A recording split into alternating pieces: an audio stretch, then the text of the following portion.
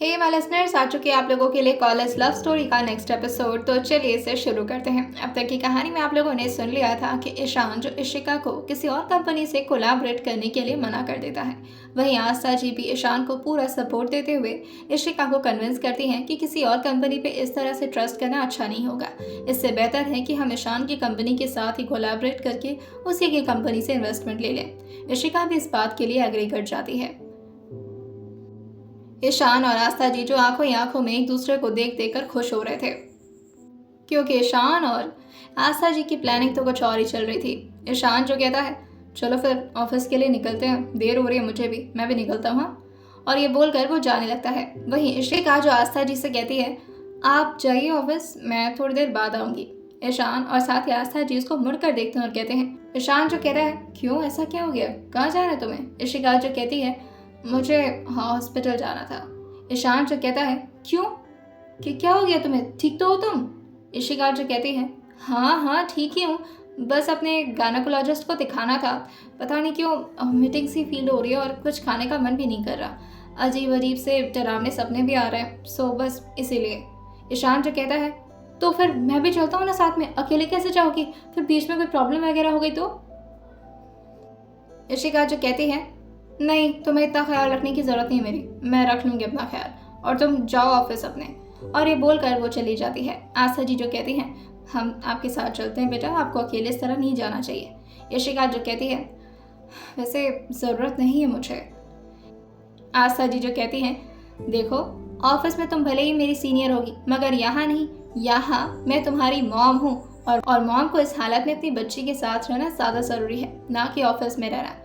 इशिका जो अपनी मॉम को हक करते हुए कहती है, ओके एज यू विश, अब आप मेरी बात तो मानने वाली सी नहीं रही, तो चलिए फिर चलते हैं हॉस्पिटल।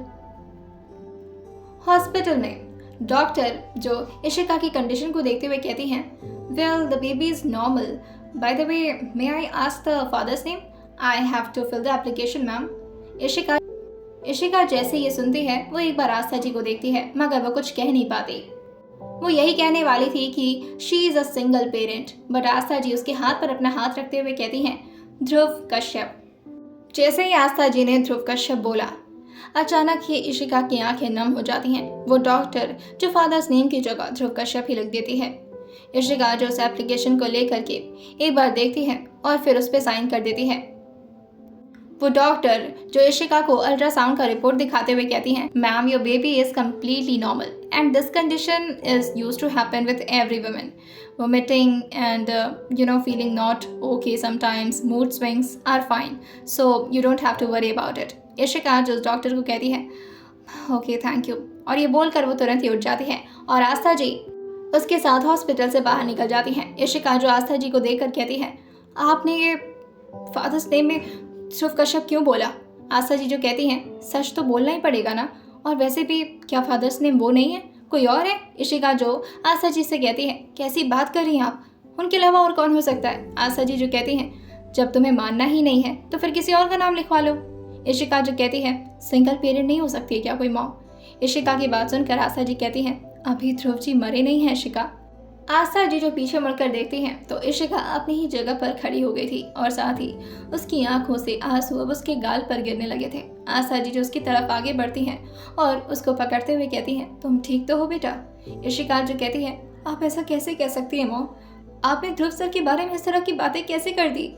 आस्था जी जो कहती हैं, वैसे मैंने तो सिर्फ बातें की हैं, रीज़न तो तुमने ही दिया ना, मैंने तो बस इतना बोल दिया कि तुम्हारे बिना वैसे भी वो जिंदा थोड़ी ना रह पाएंगे, और अगर तुम फादर्स नेम अपने बच्चे के ज़िंदगी से हटाना ही चाहती हो तो सबसे पहले उन्हें मरना होगा उसके लिए। इशिका जो कहती है, भगवान के लिए इस तरह की बातें ना करें आप, माना कि मैं उन्हें छोड़ कर आ गई हूँ। आस्था जी जो उसे बीच में इंटरप्ट करते हुए कहती हैं, छोड़ कर आ गई हूँ? छोड़ कर आ गई हूँ का क्या मतलब है इशिका?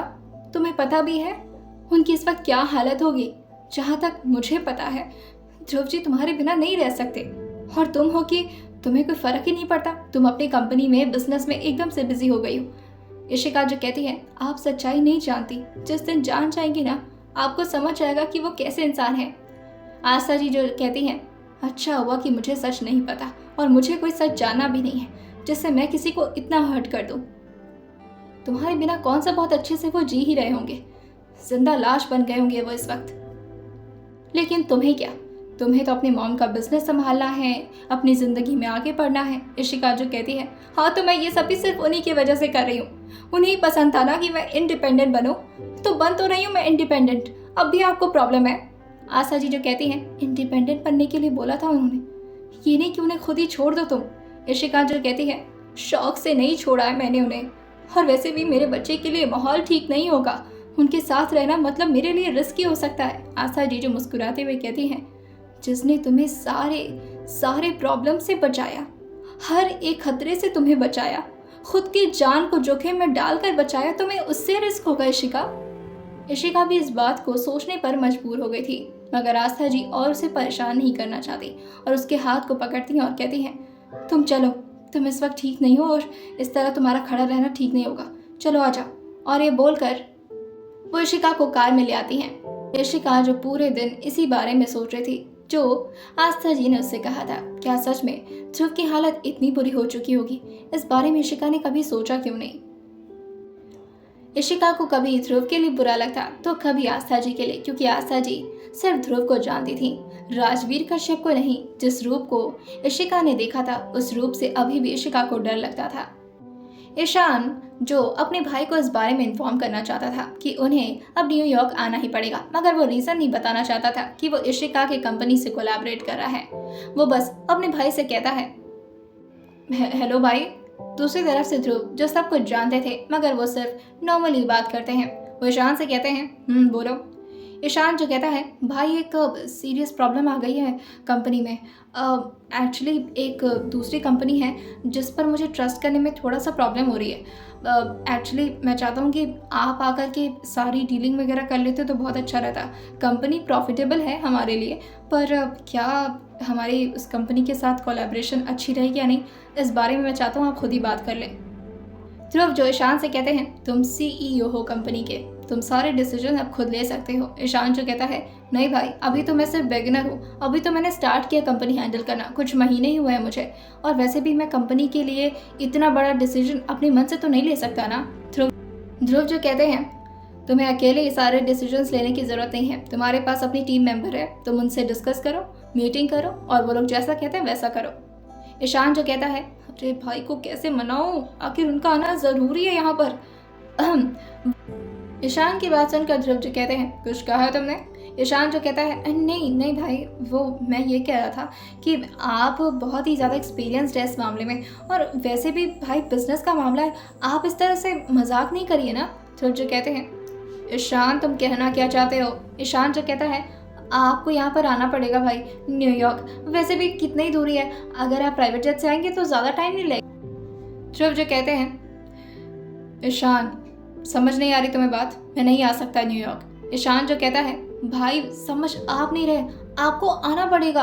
अब आपको ना वो जो CEO है ना, जो उस कंपनी के CEO हैं, जो जिससे हमारा कंपनी कोलैबोरेट करने वाला है, वो बहुत खड़ूस है, मेरी बात ही नहीं मान रही। अगर आप थोड़ा डरा देंगे तो अच्छा रहेगा, वरना मैं तो बच्चा हूँ, मेरे साथ वो घोटाला भी तो कर सकती है ना। ध्रुव जो कहते हैं, बहुत बेवकूफ़ हो तुम। ईशान जो कहता है, एग्जैक्टली भाई, बहुत बेवकूफ़ हूँ मैं, इसीलिए तो मैं चाह रहा हूँ कि आप आ जाइए और आप ही सब मैनेज कर लीजिए प्लीज़ भाई। ध्रुव जो अच्छे से समझ रहे थे कि ईशान ये सब कुछ क्यों कर रहा है। ध्रुव भी कहते हैं, चलो ठीक है, अगर तुम इतना ही परेशान हो रहे हो तो ठीक है, ओके। ईशान जो कहता है, आप मान गए? ध्रुव जो कहते हैं, अब अगर अगली बार पूछा तो मैं मना भी कर सकता हूँ। ईशान जो कहता है, नहीं नहीं नहीं, उसकी ज़रूरत नहीं पड़ेगी, मैं दोबारा पूछूंगा ही नहीं, आप जल्दी से आ जाओ बस, अब तो कल तक पहुँच जाएंगे ना। ध्रुव जो कहते हैं, देखते हैं, और ये बोलकर वो फ़ोन कट कर देते हैं। उसके ठीक सामने आस्था जी भी बैठी हुई थी। वो आस्था जी से हाई फाई करते हुए कहता है, एक काम तो डन हो गया आंटी। वह इशिका जो पीछे से आते हुए कहती है, कौन सा काम डन हो गया? ईशान जो कहता है, क्या डन हो गया आंटी? आस्था जी जो बात को पलटते हुए कहती है, डिनर तैयार हो गया है, वो हम खा लेते हैं, चलो आ जाओ। इशिका जो कहती है, पता नहीं क्यों इस वक्त भी मेरा मन नहीं करा कुछ खाने का, मैं नहीं खा पाऊंगी। आस्था जी जो कहती हैं, तुम कल से कुछ भी ठीक से नहीं खा रही हो, और फिर इतनी बार तुम्हें वोमिट भी हुआ है, तुम अगर खाओगी नहीं तो वीक हो जाओगी बेटा। ईशान जो कहता है, देखो इशिका, मुझे तुम्हारे हेल्थ से ज़्यादा लेना देना नहीं है, लेकिन मेरे भतीजे के बारे में सोचो यार। इशिका जो कहती है तुम तो अलग ही पागल हो यार। ईशान जो थोड़ा हंसते हुए कहता है प्लीज खा लो। इशिका जो कहती है फिर से मुझे वोमिट आ जाएगी इसलिए मैं तो नहीं खा रही, और ये बोलकर वो अपने रूम में भाग जाती है। ध्रुव जो क्रिश को कॉल लगाते हुए कहते हैं क्रिश जो दूसरी तरफ से कहता है यस सर। ध्रुव जो क्रिश को ऑर्डर देते हुए कहते हैं मेरी प्राइवेट जेट तैयार करो, हम न्यूयॉर्क जा रहे हैं। क्रिश जैसे ही सुनता है वो एकदम से खुश होते हुए कहता है भाभी आई मीन सॉरी मैडम मान गई। ध्रुव जो कहते हैं मुझे अपने बिजनेस से रिलेटेड कुछ काम है इसलिए न्यूयॉर्क जाना है। क्रिश जो कहता है ओके सर ओके डन। जैसे ही क्रिश फ़ोन रखता है वो तुरंत ही समझ जाता है कि अब उसे क्या करना है। वो अपने सर को और ज़्यादा तकलीफ में नहीं देखना चाहता था। इशिका की तस्वीर को देखते हुए कहते हैं कितने दिनों से तुम्हें मिस कर रहा हूँ, तुम्हें कोई आइडिया भी है? फाइनली तुमसे मिलने का मौका मिलेगा मुझे। और ध्रुव अपनी आंखों को बंद करते हुए किसी गहरी सोच में डूब जाते हैं। पास्ट में इशिका और साथ ही ध्रुव जो कैफेटेरिया में आए थे। इशिका जैसे ही एक प्यारे से बच्चे को एक माँ की गोद में देखती है वो उसकी तरफ अट्रैक्ट हो जाती है और उस बच्चे के पास आते हुए कहती है ओह कितना क्यूट है, एक्सक्यूज मी मैम, 1 मिनट के लिए आप मुझे बच्चे को दे सकती हैं? वो औरत जो काफ़ी ज़्यादा रूड थी वो इशिका को देखकर कहती है आपके नेल्स बहुत बड़े हैं, मेरे बच्चे को लग जाएंगे, सो आई कैन नॉट। इशिका जो उससे कहती है ओके बस मैं इसके साथ एक फ़ोटो ले लूँ प्लीज़। इशिका की बात सुनकर वो लेडी कहती है मैंने कहा ना आप मेरे बच्चे से दूर रहिए। इशिका जैसे ये टोन सुनती है वो एकदम से गुस्सा आ जाती है और वो उस बच्चे को दूर से देखते हुए अपना मुंह बना लेती है और ध्रुव के सामने आकर बैठ जाती है। ध्रुव जो कहते हैं कहाँ इतना टाइम लगा दी तुम? इशिका जो कहती है वो देखिए ना वो सीट पर इतना प्यारा सा बच्चा बैठा हुआ है, मुझे उसे खिलाना है। ध्रुव जो कहते हैं अच्छा कौन सा? और फिर वो पीछे मुड़कर देखते हैं जहाँ पर वो बच्चा था। इशिका जो कहती है आपको पता है उस लेडी ने मुझे डांट दिया, वो भी सिर्फ इस वजह से क्योंकि मैं उसके बच्चे को छूने गई। ध्रुव जो कहते हैं तो तुम्हें इतना क्यूट बच्चा चाहिए? इशिका जो कहती है हाँ मुझे चाहिए, आप दिलवा दीजिए ना। ध्रुव जो कहते हैं मैं तुम्हें रॉ मटेरियल्स दे सकता हूँ लेकिन डेवलप तुम्हें खुद ही करना पड़ेगा इशिका। इशिका जैसे ये सुनती है वो अपनी आंखें नीचे करते हुए कहती है अभी ना भग। इशिका के चेहरे पर एक अजीब सी स्माइल आ जाती है जो कि ध्रुव को बहुत ही बेचैन कर रही थी। ध्रुव जो आगे इशिका के साथ प्लानिंग करते हुए कहते हैं well what do you think, how many kids you want Ishika? 2 3 4 5। Ishika जो कहती है बस बस बस कहाँ पहुँच रहे हैं, क्रिकेट टीम नहीं बनानी हमें। ध्रुव जो कहते हैं वो भी बना सकते हैं इफ यू से सो। इशिका जिसके गाल पूरी तरह से लाल हो चुके थे। वहीं बगल में वेटर जो कब से ऑर्डर लेने के लिए खड़ा था, साथ ही उनकी इस सारे कॉन्वर्सेशन को सुनकर वो भी ब्लश कर रहा था। इशिका जैसे ही वेटर को देखती है वो ऑर्डर देते हुए कहती है आप लेकर आइए प्लीज़, और वो एकदम से शर्मा जाती है। ध्रुव जो कहते हैं वेल कितने का सोचा तुमने? इशिका जो कहती है 2 काफ़ी हैं। ध्रुव जो कहते हैं 2 में काम चल जाएगा? इशिका जो कहती है हाँ चला लेंगे, और प्लीज़ इस तरह की बातें मत करें। ध्रुव जो कहते हैं आर यू श्योर? इशिका जो कहती है नहीं मतलब मसा तो मुझे भी आ ही रहा है। ध्रुव जो अपनी बाजी मारते हुए कहते हैं shame on you Ishika, you are planning kids with your own professor. Ishika जैसे ही सुनती है वो अपनी आंखें बड़ी बड़ी करके ध्रुव को देखने लगती है। जहाँ ध्रुव ने खुद ही इस कॉन्वर्सेशन को स्टार्ट किया था वहाँ ध्रुव खुद ही इशिका को ब्लेम करना स्टार्ट कर दिए थे। इशिका जो उनके हाथ पर अपने पंच को मारते हुए कहती है बहुत गंदे हैं आप, खुद ही तो स्टार्ट किए थे और बीच बीच में प्रोफेसर कहाँ से आ जाता है, और भी कुछ है आप मेरे। ध्रुव जो कहते हैं और क्या हूँ मैं तुम्हारा? इशिका जो कहती है हाँ छोड़िए जाने दीजिए, आ गया ऑर्डर। और ध्रुव की आंखें एकदम से खुल जाती हैं। वही ये सोचते सोचते ध्रुव की आंखें एकदम से खुलती हैं और उनके सामने इशिका का तस्वीर आ जाता है। ध्रुव जो इशिका की फोटो को देखकर कहते हैं देखो क्या टाइम आ गया, तुम्हारी फोटो के साथ ही काम चलाना पड़ रहा है मुझे। इशिका। वही दूसरी तरफ न्यूयॉर्क में इशिका को लगातार वोमिट फील हो रहा था और उसे बार बार वॉशरूम में जाना पड़ रहा था। इशिका जो वोमिट करके बाहर आती है और एकदम से वो काफ़ी वीक फील कर रही थी। इशिका को अब चलने में भी काफ़ी ज़्यादा दिक्कत होने लगी थी क्योंकि उसका बेबी बम्प जो पूरी तरह से बाहर आ चुका था और उसका लगभग 8.5वां महीना चल रहा था। इशिका जो जैसे तैसे करके अपने बेड पर आकर बैठती है और अपने हाथ से बगल में रखे ग्लास में पानी लेकर अपने होठों से लगा लेती है। 2 से 3 सिप पीने के बाद इशिका टेबल पर फिर से ग्लास रखती है और लेट जाती है। वहीं इशिका को अब नींद तो आ नहीं रही थी क्योंकि उसे वीकनेस भी फील हो रहा था और साथ ही उसके पूरे बॉडी में थोड़ा थोड़ा पेन भी हो रहा था। इशिका जैसे ही अपनी आंखें बंद करके सोना चाहती, उसे बार बार ध्रुव की याद आ रही थी। इशिका जो झटके से अपनी आंखें खोल लेती है, वहीं आशा जी की बात बार बार उसके दिमाग में गूंज रही थी। इशिका की आंखें जो लगातार सीलिंग को ही घूरे जा रही थी। इशिका जो किसी सोच में गुम हो जाती है। फ्लैशबैक में इशिका जो काफी पेन में थी और वो लेटी हुई थी। इशिका जो इधर उधर बार बार मचल रही थी, वहीं ध्रुव जो लगातार उसके सिर पर अपने हाथ को सहलाए जा रहे थे और वो बार बार इशिका को सुलाने की कोशिश कर रहे थे। इशिका जिसे अब थोड़ा पेन से रिलीफ मिलता है तो वो ध्रुव का हाथ पकड़ते हुए कहती है, आप कब तक ऐसे बैठे रहेंगे, जाइए ना।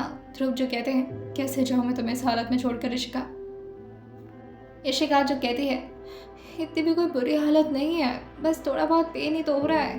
ध्रुव जो कहते हैं, तुमने अभी कहा है कि तुम्हें बहुत ज़्यादा सीवियर पेन हो रहा है और मैं कुछ कर नहीं पा रहा तुम्हारे लिए। इशिका कम ऑन यार, और मैं यहीं पर रहूँगा जब तक तुम्हें नींद नहीं आ जाती। इशिका जो कहती है, ये हर लड़की को होता है और ये नॉर्मल है। आप हर महीने आकर मेरे साथ इस तरह बैठे रहते हैं, कितना टाइम वेस्ट करते हैं आप अपना। ध्रुव जो कहते हैं, टाइम वेस्ट कर रहा हूँ मतलब? दिमाग खराब हो गया तुम्हारा? इस हालत में तुम्हें छोड़ कर जाऊँगा मैं? इशिका जो कहती है, आपने सुबह से कुछ खाया भी नहीं है। ध्रुव जो उसके माथे के पसीने को पोंछते हुए कहते हैं, सोचो 22 डिग्री सेल्सियस में तुम्हें पसीने हो रहे हैं, इतना पेन हो रहा है तुम्हें, और मैं खाने के बारे में क्यों सोचूं इस वक्त? तुमने भी तो कुछ नहीं खाया ना। इशिका जो कहती है, मुझे तो दर्द हो रहा है, मेरे तो पीरियड्स चल रहे हैं, आपको क्या प्रॉब्लम है, आप तो खा सकते हैं ना। ध्रुव जो कहते हैं, नहीं इशिका, मुझे भूख नहीं है, और ये बोलकर वो इशिका के बगल में आकर लेट जाते हैं और उसके गाल को धीरे धीरे करके सहलाने लगते हैं ताकि इशिका को थोड़ा आराम मिले। इशिका भी ध्रुव की तरफ करवट लेते हुए कहती है, इतना क्यों केयर करते हैं मेरी, क्यों इतना ख्याल रखते हैं मेरा, आदत हो जाएगी मुझे आपकी।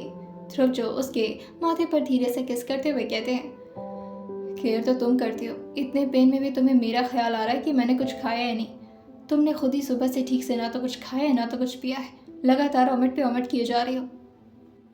इशिका जो कहती है, आप इसी तरह से हमेशा रहेंगे ना जब भी मुझे तकलीफ होगी। ध्रुव जो कहते हैं, हमेशा हमेशा तुम्हारे साथ रहूँगा। हाँ, बस गारंटी नहीं ले सकता क्योंकि ज़िंदगी का तो कोई ठिकाना नहीं है ना। इशिका जैसे ही सुनती है वो उनके मुंह पर हाथ रखते हुए कहती है, ऐसा कभी मत कहिएगा, कुछ नहीं होगा आपको। और ये बोलकर वो ध्रुव के पास आ जाती हैं। ध्रुव जो कहते हैं, पता नहीं इशिका, मैं वक्त के बारे में तो कुछ नहीं बता सकता, हो सकता हमारा वक्त भी कभी बुरा आ जाए। ध्रुव जो इस बात को अच्छे से जानते थे कि जिस दिन इशिका को उनके राजवीर होने का पता चलेगा, इशिका ज़रूर उनसे दूर हो जाएगी। और इसी बात को वह सोचते हुए कहते हैं, वक्त क्या क्या करवा देता है। तुमने रामायण तो सुना ही होगा, जिसमें राम और सीता जब अलग हो गए थे तो फिर हम तो फिर भी इंसान हैं इशिका। इशिका की आंखों में तुरंत ही आंसू आ जाता है ये सुनकर। इशिका जो वैसे ही सुबह से परेशान थी, ऊपर से ध्रुव की ऐसी बातें जो उसे और ज़्यादा तकलीफ दे रही थी। इशिका जो कहती है, आप प्लीज़ भगवान के लिए सारी बातें ना करें, मुझे सारी बातों से बहुत डर लगता है, आप कभी मुझे छोड़कर कहीं नहीं जाएंगे। ध्रुव जो कहते हैं, वैसे हो सकता हो कि तुम खुद ही मुझे छोड़कर कहीं चले जाओ। इशिका जो कहती है, मैं आपको छोड़कर कहाँ जाऊँगी, हाँ अगर भगवान ने बुला लिया तो बात अलग है। ध्रुव जो कहते हैं, मेरे होते हुए तो भगवान भी तुम्हें नहीं बुला सकते, समझी तुम।